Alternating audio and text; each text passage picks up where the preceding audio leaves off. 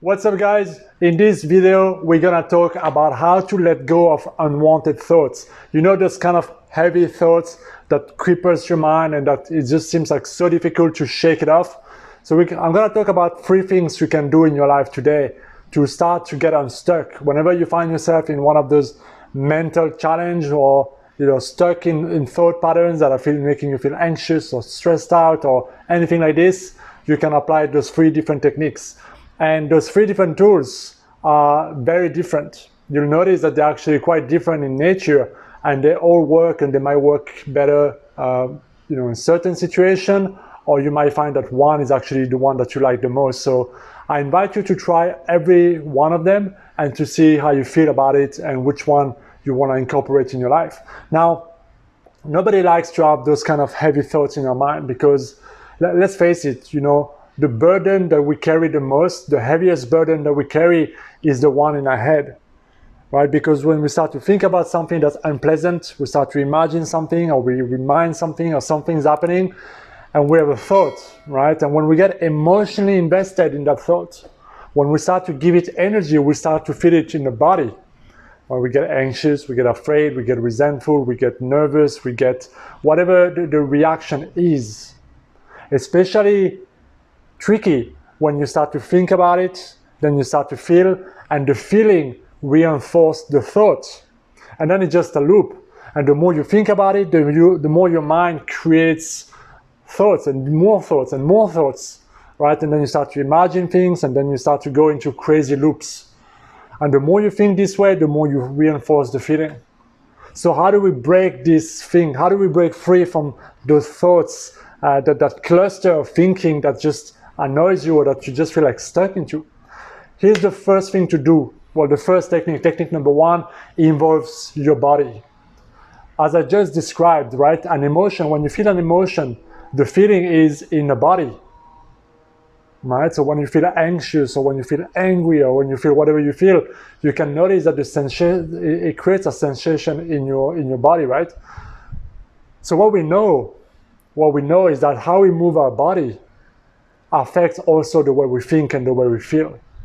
So if we reverse engineer this, and if we start to apply, like, how can I change my physiology so that I break my state, so that it breaks the thought, and I get out of the thought pattern and into a new thought pattern, into a new state? Because that's really what we want. We want to shake off the feeling, we want to shake off, clear our head, and we want to start anew to focus on something that's more productive. And that's why physical activity like working out or doing some yoga or some dancing or doing some form of like incantation, like Tony Robbins way, right? Like intense movement to shake your state and energize your body works a lot. Even things like breath work or stretching, because when you stretch your body, if you ever notice that you start to relax, it also relaxes your mind. So the body and the mind are one unit, they're connected, right? And so often enough, simply shaking our body or doing some intense physiology that completely change the way we move or the way we breathe will also change the way we feel.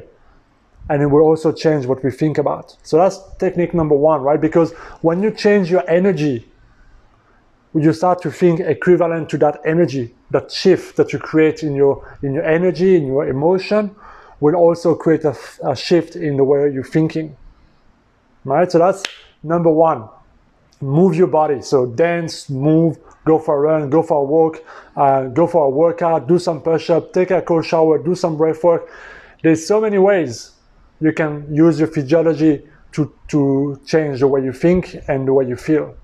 So try one and apply it. This is probably the easiest way you can do now to break away from those negative thoughts. Here's technique number 2. This one involves actually thinking differently by asking yourself different questions. So technique number 2 is about how can I ask myself different questions? If I ask myself better questions, I'm gonna get better answers, because your brain is like Google. If you ask something, you're gonna get an answer.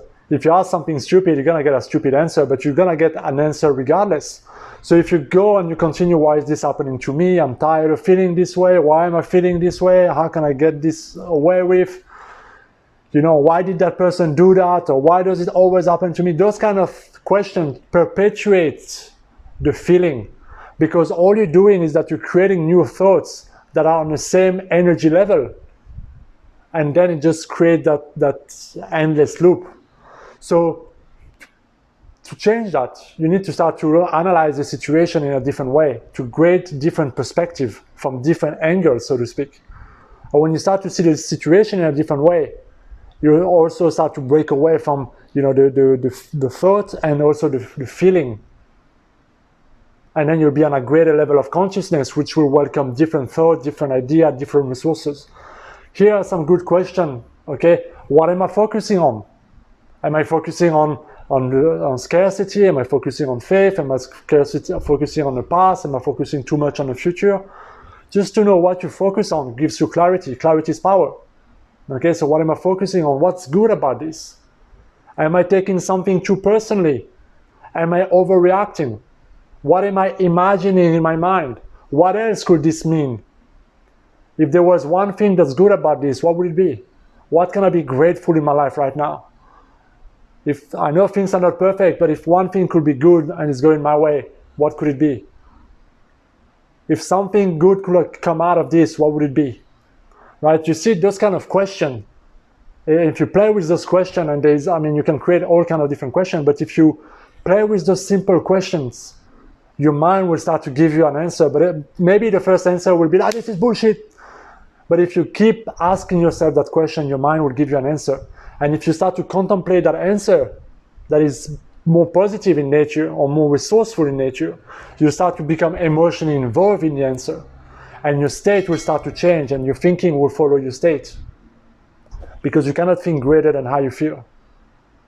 So ask yourself greater questions and you'll get better answers, and then you get out of it. And not only you'll get better answers, but you might get the answer to the solution to your problem. So number one was to move your physiology, to use your body, to move your energy, would change how you think and will make you harmonize with different thoughts. Technique number two is to ask yourself better question. Number three is more of a spiritual nature, is to make peace with the thought that bothers you, is to detach from the thought, is to understand that I am not my thought, I am not my feeling.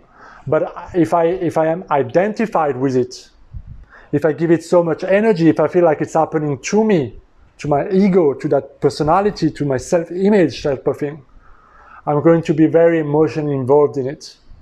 And I'm going to take it very personally. But if you ask yourself, who is having that thought? Who is feeling this way? And if you just notice that you are the observer observing that reaction, automatically you start to put some distance between the thoughts and yourself.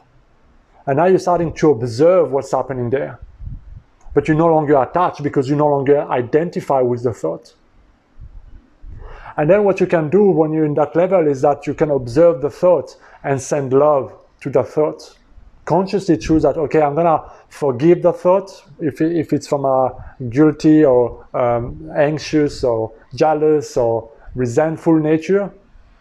You can send love to the thought, because love dissolves, love unites, love cleanses all of this. So when you send love and you forgive, if need be, you forgive the thought, something great will take its place instead, and you start to feel a relief.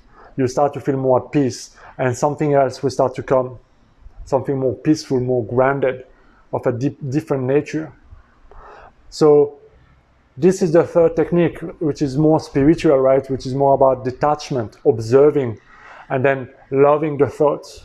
Even if it's one that is negative, that's displeasant, the one that made you feel X, Y, Z, by sending love to it, you neutralize that feeling and you harmonize into a positive, a greater vibration, which then raises your energy and invite you to get more. It's also a good way to remove those triggers from your life. Because the more you send love to that thing, the less negative charge there is around it, and the more you dissolve it and you transmute it into something else. So those are the 3 tools, guys, that you can use in your life today to break free from those unwanted thoughts that make you feel in a shitty manner, like angry, resentful, stressed out, and that made you act in some way. Right? So take control of your mind, and I guarantee you that your result and how you act will also change greatly. And so this is the 3 things you can do. You can move your body, you can ask yourself better questions, and you can observe your thoughts. Don't identify with it, observe it, and send love to your thoughts. Those are the 3 techniques, guys. Let me know what you think. Please comment, subscribe, and share this video with anybody that you might find could benefit from this. And I will see you in my next video, guys. Be well.